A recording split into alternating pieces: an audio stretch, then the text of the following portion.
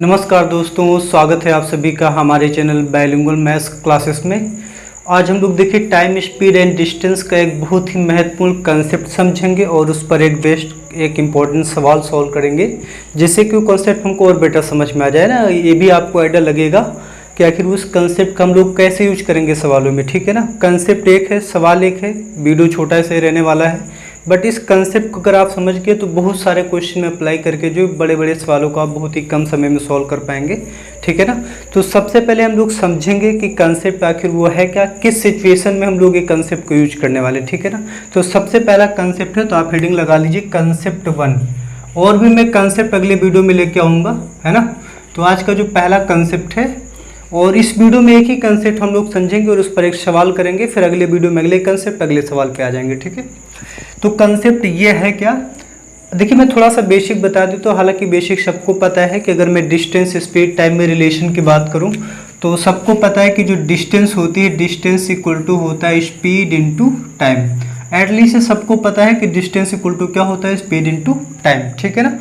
मान लिया हमारी जो स्पीड है, ठीक है ना, वो किलोमीटर पर आवर में दी हुई है, ठीक है। स्पीड जो है किलोमीटर पर आवर में दी गई है।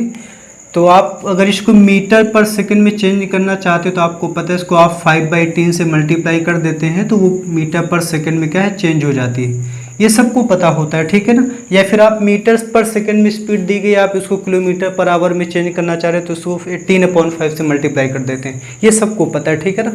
तो ये चीज़ें पता हैं। तो मैं कंसेप्ट 1 की बात करता हूँ। कंसेप्ट है क्या कि मैं मान लेता हूँ कि यहाँ पर कोई व्यक्ति है ए और यहाँ पर एक दूसरा व्यक्ति है बी, ठीक है ना। इन दोनों के बीच का गैप मैं मान लेता हूँ क्या है, यानी दूरी जो है स्मॉल डी है। मतलब एक व्यक्ति ए है और एक व्यक्ति बी है, इनके बीच की दूरी स्मॉल डी है।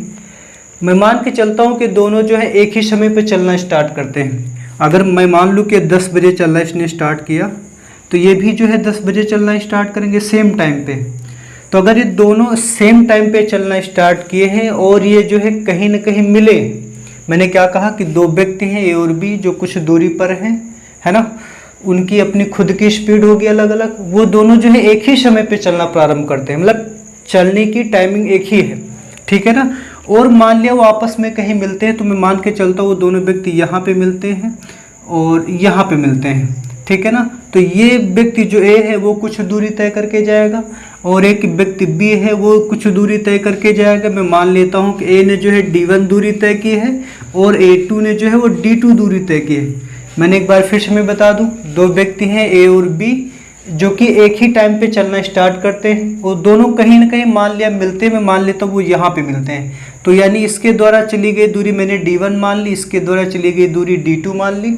अब आपको पता है दोनों सेम टाइम पे चले थे और कहीं ना कहीं मिलेंगे, तो यानी दोनों बराबर समय लेंगे।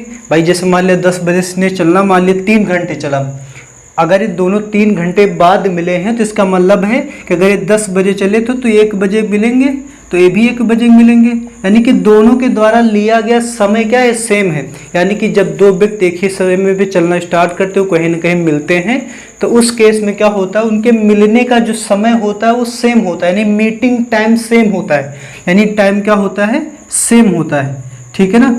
तो आप मुझे ये बताओ, जब इस दोनों का टाइम सेम हो जाएगा, दोनों के द्वारा चली गई दूरियां मैंने D1 D2 मान ली, ठीक है ना, और इनकी मैं स्पीड भी मान लेता हूँ। मैं मान लेता हूँ कि इनकी स्पीड जो है वो S1 है और इस व्यक्ति की जो स्पीड है वो S2 है, ठीक है ना। दोनों के द्वारा तय की गई दूरियां D1 D2 मान ली हैं। मान लेते इस व्यक्ति की स्पीड S1 है और इस व्यक्ति की स्पीड S2 है। आपको पता है दोनों दूरियां बराबर तो तय नहीं करेंगे, पक्का है, क्योंकि आपको पता है जिस व्यक्ति की स्पीड ज़्यादा होगी वो ज़्यादा दूरी तय करेगा उतने ही समय में, क्योंकि दोनों की टाइमिंग सेम है। 3 घंटे बाद वो मिल गए 10 बजे चलने के बाद, ठीक है। यानी इसने अगर D1 समय मतलब S1 चार्ज से D1 दूरी तय की उतने ही समय में, तो इसने जो है D2 दूरी S2 चार्ज से उतने समय में दूरी तय की, ठीक है ना। तो एक बहुत ही महत्वपूर्ण कंसेप्ट आप यहाँ से निकलने वाला, आप समझिए। जैसे अगर मैं इसके द्वारा तय की गई दूरी मानूं, मैं मान लेता हूँ कि दोनों T समय बाद मिले, तो इसके द्वारा लिया गया समय T है, तो इसके भी द्वारा लिया गया समय T घंटे हो जाएगा। तो मैं पूछूं कि इस A के द्वारा तय की गई दूरी बताओ D1, तो आपको पता है दूरी बराबर क्या होता है, स्पीड इनटू टाइम। तो स्पीड मैंने इसकी S1 मान ली है और इसका जो टाइमिंग है वो स्मॉल t, ठीक है ना। अब इसके द्वारा तय की गई दूरी बताइए d2, तो आप कहेंगे तो इस स्पीड इनटू टाइम होता है दूरी, तो स्पीड इनकी h2 है, वो टाइमिंग कितना है, सेम है। अगर मैं इन दोनों को भाग दे दूं, मतलब एक के द्वारा तय की गई दूरी और बी के द्वारा तय की गई दूरी को जब मैं भाग दूंगा तो t से t कट जाएगा, तो यहाँ से आ जाएगा d1/d2 बराबर s1/s2। यही आज का हमारा कंसेप्ट है।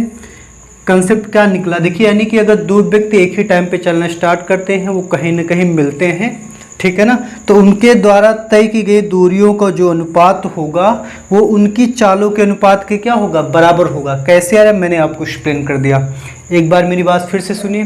दो व्यक्ति हैं जो कि सेम टाइम पे चलना स्टार्ट करते हैं, वो कहीं ना कहीं मिलते हैं, तो अगर इसके द्वारा स्पीड है s1 s2 है, तो उनके द्वारा चली गई दूरियों का अनुपात जो होगा उनकी चालों के अनुपात के क्या हो जाएगा, बराबर हो जाएगा। ठीक, चलिए फिर आगे बढ़ते हैं। हम लोगों ने अभी तक केवल इतनी सी बात समझी कंसेप्ट में कि अगर दो व्यक्ति एक ही समय पे चलना प्रारंभ करते हैं और वो कहीं न कहीं मिले, तो उनके द्वारा तय की गई दूरियों का जो अनुपात होता है वो बराबर होता है उनकी चालों के अनुपात के। कब बराबर होगा, जब उनके द्वारा मतलब जब एक ही टाइम पे चलना स्टार्ट करें वो कहीं न कहीं मिले। भाई जब एक ही समय चलना स्टार्ट करेंगे वो कहीं ना कहीं मिलेंगे, तो दोनों के द्वारा जो लिया गया समय है मिलने के समय वो तो बराबर होगा ना। यानी मिलने का समय जब अगर सेम हो तो उनकी दूरियों को जो अनुपात होता है उनकी चालों के अनुपात के बराबर होता है। मैंने सिर्फ इतनी सी बात बताई है, आप इसको याद रखेंगे कि अगर मिलने का समय सेम हो, दोनों व्यक्ति एक ही समय पर चलना प्रारंभ करते हैं, तो उनकी दूरियों का जो अनुपात होता है उनकी चालों के अनुपात के क्या होता है, बराबर होता है। मैंने इतनी सी बात बताई। अब देखिए इसी छोटी सी बात पर आप देखिए कितना अच्छा क्वेश्चन है।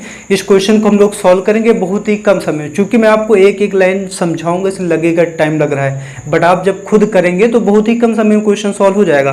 क्वेश्चन आपको स्क्रीन पर दिखा दिया जाएगा। क्वेश्चन दिख रहा होगा कि श्याम और राधा एक दूसरे से मिलने के लिए क्रमशः ए और बी से निकलते हैं। मतलब कोई स्थान ए है, मैं मान लेता हूँ स्थान ए, और ये यहाँ पे एक स्थान बी है। श्याम और राधा दो ए और बी स्थानों से क्या है, मिलने के लिए निकलते हैं। मान लेते हैं श्याम यहाँ से चला, ठीक है, और यहाँ से राधा, ये दोनों जो है एक दूसरे से मिलने के लिए जो है ए और बी से चलते हैं, ठीक है। श्याम और राधा की चाल, श्याम की जो चाल है वो 21 किलोमीटर प्रति घंटे है और राधा की जो चाल है वो 15 किलोमीटर प्रति घंटे है, ठीक है ना।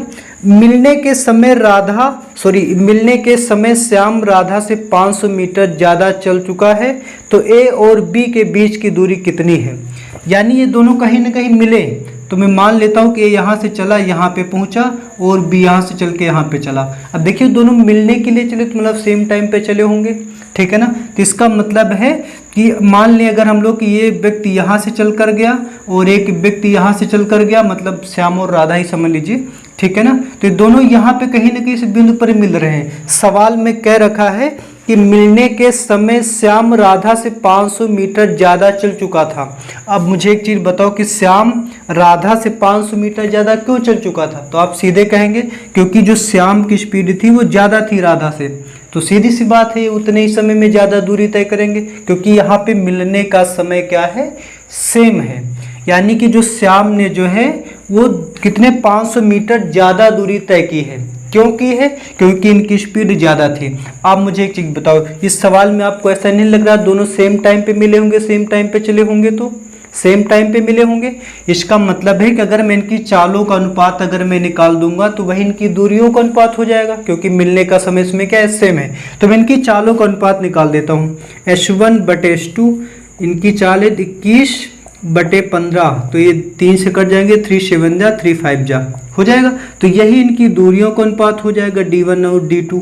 यानी श्याम जो है वो 7 यूनिट चलेंगे, 7 यूनिट दूरी तय करेंगे, जबकि राधा जो है वो कितने यूनिट दूरी तय करेगी, 5 यूनिट दूरी तय करेंगी, ठीक है।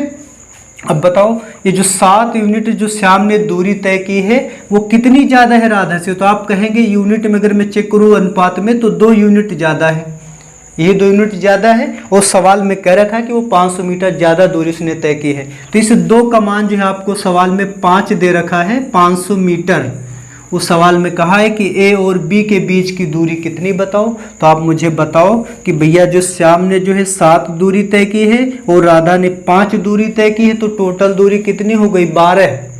अगर 2 का मान 500 मीटर है तो 12 बनाने के लिए आप क्या करेंगे, इसमें 6 से मल्टीप्लाई कर देंगे, तो 6 पंचे 30, यानी कि 3000 मीटर का मतलब होता है 3 किलोमीटर। यानी कि ए और बी के बीच की दूरी कितनी थी, 3 किलोमीटर। एक बार मैं आपको फिर से बता देता हूँ कि श्याम और राधा जो है ए और बी से एक दूसरे से मिलने के लिए चले, उनकी स्पीड क्या थी, 21 किलोमीटर पर आवर और 15 किलोमीटर पर आवर थी। मैं मान लिया कि दोनों यहाँ पर मिले।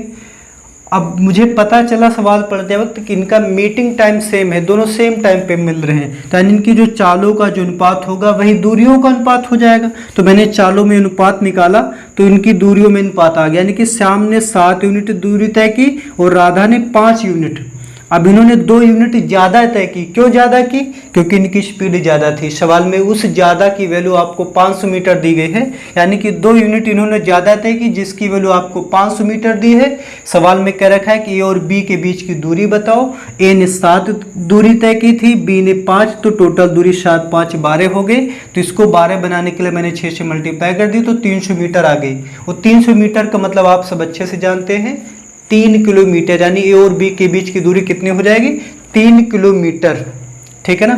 मैंने क्वेश्चन आपको एक्सप्लेन किया इसलिए लग रहा होगा कि टाइम ज़्यादा लग गया, बट ऐसा कुछ नहीं। अगर आप इस सवाल को करेंगे तो ऐसे भी ओरली आप मौखिक भी कर सकते थे, आपको सब लिखने बनाने की कोई ज़रूरत नहीं है। ठीक है ना। तो चलिए, अगर आपको वीडियो पसंद आई हो तो आप लाइक शेयर सब्सक्राइब कर लीजिएगा और भी शेयर कर दीजिएगा। ठीक है। Thank you for watching this video.